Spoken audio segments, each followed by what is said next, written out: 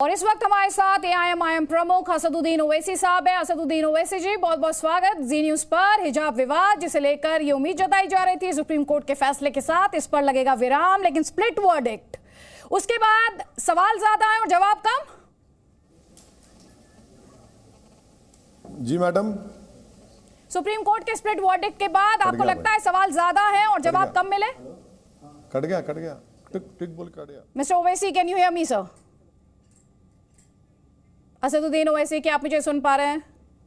I think technical खामी के चलते उनके साथ हमारा संपर्क फिलहाल टूटा हुआ है, लेकिन असदुद्दीन ओवैसी जिनके द्वारा थोड़ी देर पहले प्रेस कॉन्फ्रेंस की गई, उन्होंने कहा खामखाही मुद्दा बना दिया गया, बेवजह मुद्दा बनाया गया। जस्टिस धुलिया द्वारा जो कुछ कहा गया, चाहे वो आर्टिकल 14, आर्टिकल 19, और साथ ही जस्टिस धुलिया ने कहा था कि ये राइट टू चूज से जुड़ा हुआ मामला है। जो बच्चियां हैं, मुस्लिम बच्चियां हैं, उनका जो राइट टू एजुकेशन है, उसे लेकर कई तरह की दलीलें दी गई थी। हमारे साथ असदुद्दीन ओवैसी साहब, एआईएम प्रमुख, इस वक्त हमारे साथ हैं। ओवैसी साहब, बहुत बहुत स्वागत जी न्यूज पर आपका। पहला सवाल तो यही, आज उम्मीद जताई जा रही थी कि सुप्रीम फैसले के साथ हिजाब विवाद पर लगेगा विराम, लेकिन डाइवर्जेंस ऑफ ओपिनियन के बाद जस्टिस की, आपको लगता है सवाल ज्यादा है और जवाब कम? नहीं, हम तो ये उम्मीद कर रहे थे कि सुप्रीम कोर्ट से एक यूनानिमस फैसला आएगा हिजाब के हक़ में, और सुप्रीम कोर्ट के दो फाजिल जजेस ने मुख्तलिफ जजमेंट दिया है, हम उसका रिस्पेक्ट करते हैं। और तीसरी बात यह है कि एक सुप्रीम कोर्ट के जज ने हिजाब के हक़ में जजमेंट दिया है, दूसरे ने हिजाब के ख़िलाफ़ दिया है, तो एक डिफरिंग जजमेंट आया है। अब देखिए, अब चीफ जस्टिस ऑफ इंडिया को ये फैसला लेना है, वो कब लेंगे, कैसा लेंगे, वो बता पाएंगे। ओवैसी साहब, आर्टिकल 14, आर्टिकल 19, और मैं यहाँ पे खास तौर पे जस्टिस धुलिया की बात कर रही हूँ, आर्टिकल 14, आर्टिकल 19, और उन्होंने राइट टू चूज की बात की है। एक लाइन ऑफ आर्ग्यूमेंट है, और क्योंकि आप इस पूरे मामले में बहुत मुखर आवाज रहे हैं, मैं जानना भी चाहूंगी आपसे, जब हम राइट टू चूज की बात करते हैं तो जो एक दूसरा अनदर स्कूल ऑफ ओपिनियन है, वो ये कहता है कि आप ये लाइन ड्रॉ कैसे करेंगे, क्योंकि राइट टू चूज तो फिर कहीं से भी स्टार्ट हो सकता है और कहीं तक जा सकता है। कल को आर्मी का कि नहीं, मुझे राइट टू चूज है, सेम यूनिफॉर्म मुझे नहीं पहनना, कल को ये दूसरे इंस्टीट्यूशंस में भी जा सकता है, तो आप वो लाइन कहां ड्रॉ करेंगे राइट टू चूज की? नहीं, ऐसा है ना कि भारत में इक्वालिटी की जब बात आएगी, नंबर 1 पॉइंट इक्वालिटी का है कि अगर जब आप एक सिख लड़के को टर्बन पहनने की इजाज़त दे रहे हैं और आप एक मुस्लिम लड़की को हिजाब पहनने की इजाज़त नहीं दे रहे हैं, हिंदू लड़की मंगलसूत्र, विभूति, सिंदूर लगा के आ सकती है, तो ये इक्वालिटी का वायलेशन है। दूसरा ये है कि right to choice, right to privacy, right to conscious, ये भारत के संविधान का एक फंडामेंटल हिस्सा है। तीसरा ये है कि आप आर्मी की बात कर रहे हैं, तो आर्मी में भी आपको इजाज़त है, अगर आप पहले से, जो सुप्रीम कोर्ट का एक जजमेंट है, अगर आप पहले से दाढ़ी छोड़ रहे हैं रिक्रूटमेंट के वक्त, तो आपको उसकी इजाज़त है।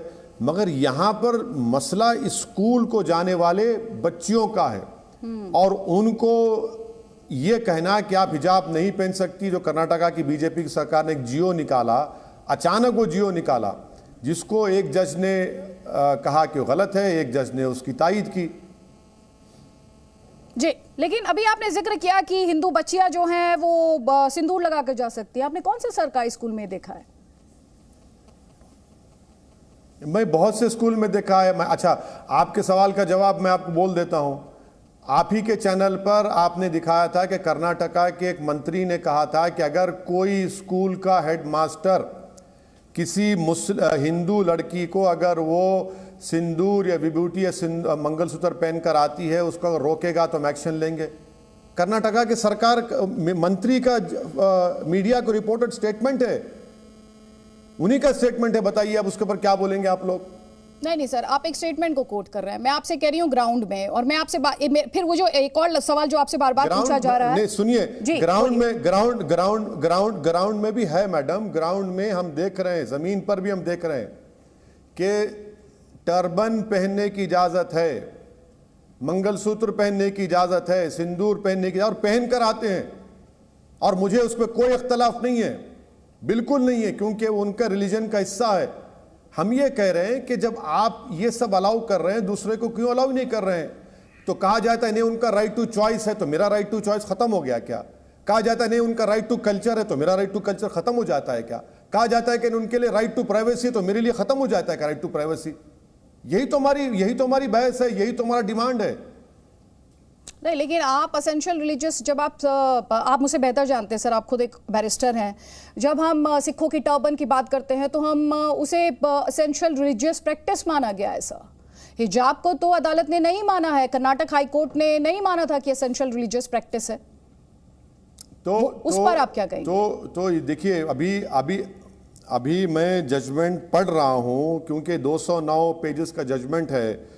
जस्टिस धूलिया साहब ने इसका पैराग्राफ नंबर 18, 19, 21, 22 में 23 और 24 में इसका जिक्र किया है। मैं अगर डिटेल पढ़ लूँगा तो और बेहतर तरीके से मैं आपको जवाब दे पाऊंगा। मगर जहाँ तक इस सवाल का जवाब है, आप बताइए कि क्या अगर कोई स्कूल को जाता है तो क्या वो आर्मी कैंप को जा रहा है? क्या अगर कोई स्कूल को जा रहा है तो क्या प्रिजन को जा रहा है? ये तो कर्नाटक हाई कोर्ट के 3 जजेस के बेंच ने कह दिया। भाई, अगर मैं और आप अपनी औलाद को स्कूल को भिजा रहे हैं तो उनको आर्मी कैंप को तो नहीं भिजा रहे हैं, हम उनको जेल को तो नहीं भिजा रहे हैं। और हम जब स्कूल को भिजाते हैं तो ये उम्मीद करते हैं कि वो तालीम याफ्ता बने और देखे अपने स्कूल के बच्चे और बच्चियों को, जिनके वो कलीग्स हैं, कि वो कौन से रिलीजन के, क्या उनका प्रैक्टिस है। क्योंकि यही बच्चे कल भारत के लीडर्स बनेंगे, यही बच्चे भारत को आगे लेकर बढ़ेंगे। और भारत की खूबसूरती मैडम उसकी डाइवर्सिटी है। यूनिफॉर्मिटी भारत के संविधान का फंडामेंटल राइट नहीं है। डाइवर्सिटी और प्लुरलिज्म भारत के संविधान का फंडामेंटल राइट और बेसिक स्ट्रक्चर का हिस्सा है। I fully agree with you, लेकिन यूनिफॉर्म का एक पर्पस है ओवैसी साहब। यूनिफॉर्म का पर्पस है वो डिवाइड खत्म कर देना, जो बड़े छोटे, गरीब अमीर, उस डिवाइड को खत्म करे। और जब मैं स्कूल्स के बारे में सोचती हूँ, और मुझे कहने में कोई गुरेज नहीं कि आपने मुझसे ज़्यादा दुनिया देखी है और लॉ को आप मुझसे बेहतर समझते हैं, लेकिन जब हम स्कूल की बात करते हैं तो इस जहन में एक सेक्युलर इंस्टीट्यूशन की बात आती है। तो ऐसे में क्या ये जिद नहीं मानी जाएगी हिजाब को लेकर? एजुकेशन में, इसमें मेरा फॉलो अप क्वेश्चन भी है, एजुकेशन बढ़ी है या फिर हिजाब बढ़ा है? क्योंकि आप जानते हैं कि बच्चियों की एजुकेशन का सवाल है यहाँ पर, और इसीलिए मैं बहुत संजीदगी के साथ इस पर आपसे बात करना चाहती हूँ। इसीलिए तो जस्टिस धूलिया साहब ने यह कहा कि यहाँ पर सवाल मैटर ऑफ चॉइस का है, आर्टिकल 14 और 19 का है। जस्टिस धूलिया ने सुप्रीम कोर्ट के एक जजमेंट का हवाला दिया बीजे इमानुएल का, जिसमें केरला में जिहोवा विटनेस को मानने वाली लड़के और लड़कियों ने जब जनगण मन पढ़ा गया तो खड़े हो गए, मगर जनगण मन नहीं पढ़ा। तो जस्टिस चिन्नप्पा रेड्डी ने 11 अगस्त 1986 को कहा कि अगर आप स्टूडेंट्स के कॉन्शियसली हेल्ड रिलीजियस बिलीफ को सस्पेंड करते हैं तो वो संविधान का वायलेशन है। और यही जस्टिस धूलिया साहब ने बीजे इमानुएल के केस का रिफर किया है।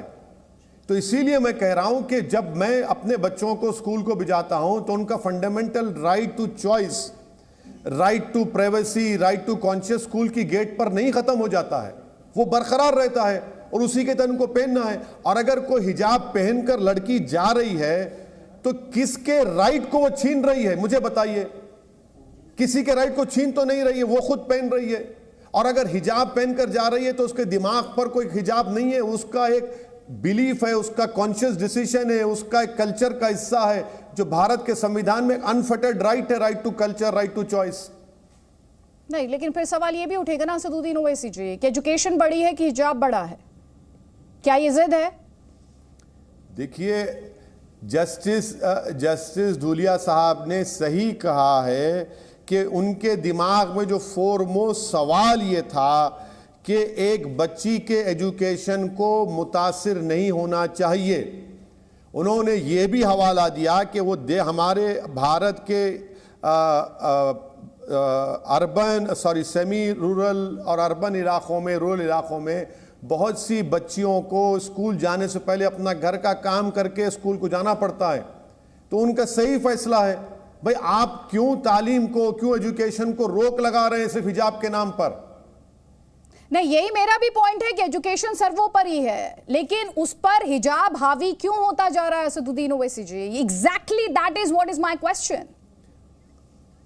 नहीं हिजाब, देखिए कर्नाटका के स्कूलों में ये मुस्लिम लड़कियां गवर्नमेंट ऑर्डर के आने से पहले से ये हिजाब पहन रही थीं।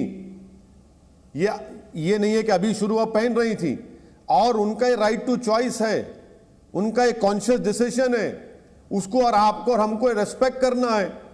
उसमें बुरी बात क्या है अगर कोई हिजाब पहनकर स्कूल को जा रही है और पढ़ रही है। कर्नाटका में आज से 2 महीने पहले मीडिया पर दिखाया गया कि कर्नाटका के एक इंजीनियरिंग कॉलेज में एक मुस्लिम महिला जो हिजाब पहनती है, उस बच्ची ने एक नहीं कई गोल्ड मेडल जीते। ओवैसी साहब, उसमें बहस की गुंजाइश ही नहीं है। मैं आपसे ये कह रही हूं कि हिजाब के बिना भी शिक्षा, हिजाब के साथ भी शिक्षा ठीक है, लेकिन हिजाब के बिना शिक्षा क्यों नहीं हो सकती? मेरा सवाल ये है। नहीं, अगर कोई हिजाब पहन के जा रहा है तो आप उसको रेस्पेक्ट करिए। कोई हिजाब नहीं पहन, मुस्लिम लड़की को हिजाब नहीं पहनना चाह रही तो उसको भी रेस्पेक्ट करिए आप। वो उसका राइट टू चॉइस है, वो उसका राइट टू कॉन्शियस डिसीजन है, राइट टू प्राइवेसी है। मगर आप बोलेंगे कि नहीं तुम हिजाब पहने तुम स्कूल को नहीं आ सकते, गलत है ना ये। नहीं तो फिर आपके जो विरोधी है या जो इस फैसले के समर्थन में, इस बैन के समर्थन में, वो ये कह रहे हैं फिर आप ऐसे इंस्टीट्यूशंस छोड़ दीजिए जहां पर इस तरह का ड्रेस कोड इंप्लीमेंट किया जाता है। आप किसी रिलीजियस इंस्टीट्यूशन में चले जाइए, फिर उनसे आप क्या कहेंगे? तो ये सुनिए, ये गवर्नमेंट के स्कूल्स हैं, कोई प्राइवेट नहीं है जहां पर ये गवर्नमेंट ने रूल निकाला है।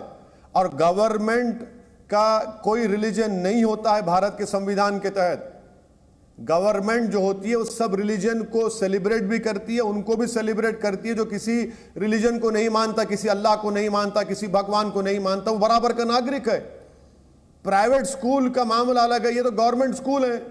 गवर्नमेंट कैसा इस तरह का कानून बनाएगी कि आप सिंदूर लगा सकती हैं, विभूति लगा सकती हैं, एक सिख लड़का टर्बन पहन सकता है मगर हिजाब लड़की नहीं पहन सकती? ओवैसी साहब, मैं ऑनेस्टली आपसे बताना चाहती हूँ, आप बार बार सिंदूर की बात कर रहे हैं। मैंने किसी बच्ची को सिंदूर लगाए स्कूल में नहीं देखा है सर।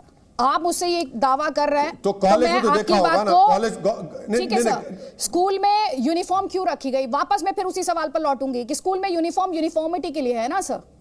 स्कूल में यूनिफॉर्म है ना, वो जो एजुकेशनल इंस्टीट्यूशन है उसने डिवाइड को खत्म करने के लिए वो यूनिफॉर्म लाया है। और दूसरा मेरा आपसे सवाल है, अभी आप राइट टू चॉइस की बात कर रहे हैं, इंपॉर्टेंट सवाल है, बहुत इंपॉर्टेंट है, लेकिन उसकी लाइन आप कहां ड्रॉ करेंगे? नहीं, line draw, madam line draw कहां करेंगे? सुप्रीम कोर्ट में 9 जजेस बेंच के पास एक जजमेंट पेंडिंग है, कौन जो बनाया गया है। उसके जो अय्यप्पा के डिवोटीज हैं जो 41 डेज काला कपड़ा पहनते हैं, चप्पल नहीं पहनते, खुद का खाना पकाते, मैं उनकी रेस्पेक्ट करता हूं। वो देखिए, भारत एक मल्टी कल्चरल कंट्री है। हर जगह पर हर एक को अपना चॉइस है, अपना कल्चर है। उस कल्चर का तो हिस्सा बनना पड़ेगा ना आपको, उस कल्चर को सेलिब्रेट करना पड़ेगा। हम ये कह रहे हैं कि अगर आज आप एक मुस्लिम लड़की को शिक्षा से महरूम कर रहे हैं, दूर कर रहे हैं महज इस बुनियाद पर कि वो हिजाब पहनती है, तो कल तैयार हो जाइए, कल कहेंगे कि सिख लड़का भी पगड़ी नहीं पहन, टर्बन नहीं पहन सकता है। लेकिन सर वहां पर तो एसेंशियल विभूति लगाकर कोई जो सवाल है नहीं आ सकता है, सेटल्ड है। इस केस में तो कोर्ट ने ये माना ही नहीं कि एसेंशियल रिलीजियस प्रैक्टिस है हिजाब। ये आप मुझसे बेहतर जानते हैं। तो हमारा मानना यह है कि जो कर्नाटका हाई कोर्ट का जजमेंट है, उन्होंने गलत फैसला दिया। उन्होंने कुरान की जो आयतें हैं उसका गलत ट्रांसमिशन किया, ट्रांसलिट्रेशन लिया। मिसाल के तौर पर उन्होंने कह दिया कि ला इखरा फिद्दीन, के रिलीजन में जबरदस्ती नहीं है। वो रिलीजन एक्सेप्टेंस में है, हिजाब पहनने में नहीं है। वो गलती कर्नाटका हाई कोर्ट ने कर दी। गलत ट्रांसलेशन उन्होंने उठाकर उसमें रख दिया जजमेंट में। आप किसी भी स्कॉलर को बुलाकर पूछिए कि वैसी नहीं ये बात कही है। यही बात की क्लैरिटी निजाम पाशा जो एडवोकेट उन्होंने किया। मैं शुक्रगुजार हूं कपिल सिब्बल साहब का, डवे साहब का, धवन साहब का, देवदत्त कामत का, हुजैफा अहमदी साहब का, जिन्होंने तमाम बातें कोर्ट के सामने रखी हैं इन चीजों को। लेकिन उसे लेकर कोर्ट ने नहीं कहा ना, जस्टिस धुलिया का आपने जिक्र किया था। जस्टिस धुलिया ने तो यह कहा कि कर्नाटका हाई कोर्ट को इस डिबेट में जाने की जरूरत ही नहीं थी कि हिजाब एसेंशियल रिलीजियस प्रैक्टिस है या नहीं। बिल्कुल सही है, मगर उन्होंने अच्छा वो चले तो गए, मगर उन्होंने कुरानिक जो आयतें हैं उसकी कमेंट्रीज और ट्रांसलेशन को गलत इस्तेमाल किया है। कम से कम वो सही इस्तेमाल कर लेते उन चीजों को, वो भी गलत किया उन्होंने। अच्छा, आपने कहा गलती की है कर्नाटका हाईकोर्ट ने, उस गलती को रेक्टिफाई क्या करना था? क्योंकि एक तरफ में आप जो बात कह रहे हैं कर्नाटका हाईकोर्ट को लेकर, आप गलती बता रहे हैं। जस्टिस धुलिया उसे गलती नहीं कह रहे, वो तो ये कह रहे हैं कि उस सवाल में जाने की जरूरत ही नहीं थी, उस सवाल में जाने की जरूरत नहीं थी। और मेरा दूसरा, बिल्कुल सही है, हाँ बिल्कुल, लेकिन वो एसेंशियल रिलीजियस प्रैक्टिस हिजाब है, उसे लेकर नहीं कोई टिप्पणी कर रहे हैं। बिल्कुल सही फैसला है धुलिया साहब का, बिल्कुल सही आर्गुमेंट था दुष्यंत दवे साहब का और हुजैफा अहमदी साहब का, निजाम पाशा का, इन सब ने किया। बिल्कुल सही आर्गुमेंट है, राइट टू चॉइस है। राइट टू चॉइस बड़ा इंपॉर्टेंट राइट है। चलिए थोड़ी देर के लिए आप कह दीजिए कि ये ईआरपी को आप नहीं मानते, चलिए, मगर राइट टू चॉइस को कैसे डिनाई करेंगे आप? राइट टू कल्चर एक अनफेटर्ड फंडामेंटल राइट है भारत के संविधान में, कैसे उसको छीन लेंगे मुझसे आप? राइट टू प्राइवेसी है, कैसे मुझसे छीन लेंगे आप, बताइए। लेकिन सर कोई भी राइट, और ये बात मैं बार बार इस बात को दोहरा रही हूं, आप बैरिस्टर हैं, मेरी तो लिमिटेड नॉलेज है, कोई भी राइट तो एब्सोल्यूट नहीं है सर। हर राइट रीजनेबल रिस्ट्रिक्शन के साथ आता है। मेरा राइट तभी तक एग्जिस्ट करता है जिस दिन तक मैं आपके राइट में इंटरफेयर ना करूं। रीजनेबल रिस्ट्रिक्शन की बात तो देश का कॉन्स्टिट्यूशन भी करता है ओवैसी साहब। नहीं मैडम प्लीज, मैं आपको रिक्वेस्ट करूंगा, आप गलत कह रही हैं। राइट टू कल्चर एक अनफेटर्ड फंडामेंटल राइट है। राइट टू कल्चर एक अनफेटर्ड फंडामेंटल राइट है, कोई इफ्स एंड बट्स नहीं है। वो फ्रीडम ऑफ एक्सप्रेशन की और रिलीजन की बात कर रहे हैं आप। राइट टू कल्चर एक अनफेटर्ड फंडामेंटल राइट है। राइट टू प्राइवेसी एक अनफेटर्ड फंडामेंटल राइट है। बल्कि आज कर्नाटका हाईकोर्ट ने केरल हाईकोर्ट ने एक जजमेंट दिया है कि कोई महिला क्या कपड़े पहनती है किसी को इख्तियार नहीं है। वहां केरला हाईकोर्ट में था कि कोई एक महिला ने ऐसे कपड़े पहने तो उसने जाकर उसको मोलेस्ट कर दिया, उस महिला को गुनाह किया, जुल्म किया। उसने कहा कि क्योंकि उस तरह कपड़े पहने थी, तो केरला हाईकोर्ट ने कहा कि कोई महिला किस तरह के कपड़े पहनती है वो उसका फंडामेंटल राइट है। तो राइट टू चॉइस है, वो अनफेटर्ड फंडामेंटल राइट है। वो तो राइट टू कल्चर एक अनफेटर्ड फंडामेंटल राइट है। तो सर अगर ये अनफेटर्ड फंडामेंटल राइट्स हैं तो मेरी लिमिटेड नॉलेज में आप मुझे अब एनलाइटन कीजिए कि जब आर्मी जैसे इंस्टीट्यूशन की बात होती है तो वहां पर ये राइट्स कहां जाते हैं? क्योंकि वहां पर तो यूनिफॉर्मिटी फॉलो की जाती है, ऐसे इंस्टीट्यूशंस में फिर क्या होता है? मैडम मेरी एक बात समझिए, क्या आप स्कूल में भिजा रहे हैं या फिर एयरफोर्स नेवी में आप बच्चों को भिजा रहे हैं? हम स्कूल को भिजा रहे हैं क्या इनको एयरफोर्स नेवी और आर्मी में भिजा रहे हैं? बताइए आप। नहीं, लेकिन हम स्कूल को भिजा रहे हैं ना, राइट्स की बात करते हैं तो स्टैंड मैं उनको जेल को तो नहीं भिजा रहा हूं। मैं सुनिए मैडम, मेरी बात सुनिए। अगर कोई 15 साल का लड़का जा रहा है तो क्या मैं उसको समंदर पे भिजा रहा हूं? क्या मैं उसको ये बंदूक चलाने की ट्रेनिंग दे रहा हूं कि तुम जान लो? नहीं, मेरा पॉइंट है उस कॉन्टेक्स्ट में जब आपने ये कहा कि इन राइट्स पर, जिसमें आपने राइट टू प्रिवेसी का जिक्र किया, जिसमें आपने राइट टू प्रैक्टिस कल्चर का जिक्र किया, तो उस कॉन्टेक्स्ट में मैंने आपसे ये बाकायदा एग्जांपल देकर पूछा कि जब इस तरह के इंस्टीट्यूशंस आते हैं तब इन राइट्स पर रीजनेबल रिस्ट्रिक्शंस आती हैं या नहीं आती हैं? सुनिए, आपने कर्नाटका हाईकोर्ट के उस गलत फैसले का गलत हवाला दे रही हैं कि हम जब अपने बच्चों को, अपने चिल्ड्रन को, अपनी औलाद को स्कूल को भिजाते हैं तो हम जेल को नहीं भिजाते, हम आर्मी नेवी एयरफोर्स में नहीं भिजाते, जो कर्नाटका हाईकोर्ट ने कहा है। उन्होंने एक नई बात उसमें निकाल दी है। नहीं, मैं कर्नाटका हाईकोर्ट के हवाले से सवाल नहीं पूछ रही थी। ये सवाल जो मैंने देखा, जो बहुत क्लोजली ऑब्जर्व किया, और मेरी फैमिली में आर्मी में लोग हैं जो आर्मी में हैं, उस सिलसिले में मैंने आपसे ये सवाल पूछा। बिल्कुल है, बिल्कुल है। हम उनकी कदर करते हैं, पूरा देश उनकी कदर करता है, मगर स्कूल में आर्मी और नेवी और एयरफोर्स में फर्क है मैडम। आप स्कूल को कंपेयर कैसा करेंगे एक आर्मी नेवी एयरफोर्स में? प्लीज समझा करिए। वो स्कूल को जा रहे हैं, वो चाइल्ड है, अडल्ट नहीं है, वो चाइल्ड है मैडम। और वहां पर अगर आप कहेंगे कि बेटा तुमको, ये तुम्हारे लिए जेल है, तुम्हारे लिए हम तुमको भिजा रहे हैं कि ये तुम आर्मी ज्वाइन कर लिए, तो ये तो लॉजिक ही नहीं है ना। ये तो नहीं, आप स्कूल की बात कर रहे हैं सर, लेकिन स्कूल में भी तो यूनिफॉर्म है ना असदुद्दीन ओवैसी जी। यूनिफॉर्म का मतलब क्या है सर? यूनिफॉर्म का पर्पस क्या है? यूनिफॉर्म नहीं, यूनिफॉर्म है।